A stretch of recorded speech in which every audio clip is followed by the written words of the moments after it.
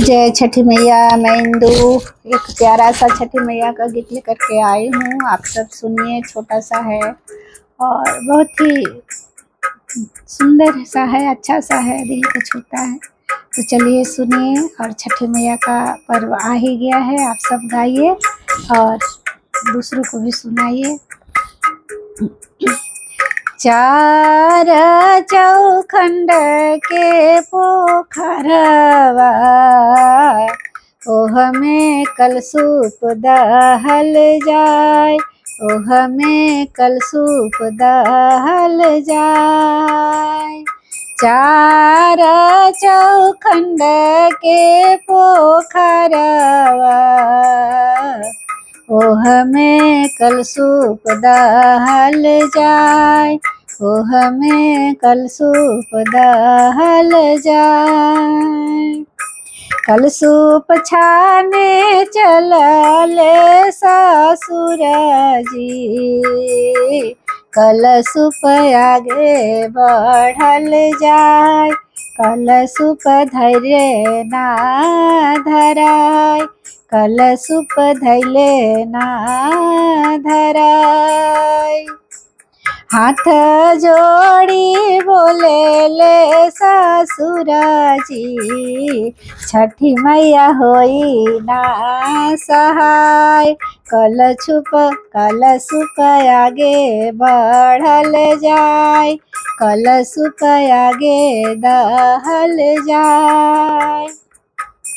छठी मैया भैली सहाइया, कलसूप गईले छनाय, कलसूप गईले छनाय।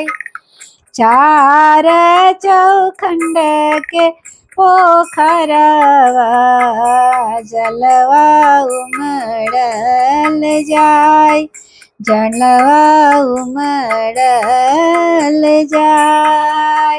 अर्घ देवे चलली तिवैया, नारियर दहल जाय, हलवा दहल जाय। नारियर छाने चलले भसुर जी, नारियर आगे बढ़ल जाय, कल फलवा आगे बढ़ल जाय। हाथ जोड़ी बोले ले भसुर जी, आदित्य बाबा होई ना सहाय, सूरज बाबा होई ना सहाय। सूरज बाबा भइले सहाइया, नारियर गईले धराय, फलवा गईले धराय। चार चौखंड के पोखरवा, उखिया बहल जाय, केरवा बहल जाय। चार चौखंड के पोखरवा, अगरवटा बहल जाय, फूलवा दहल जाय।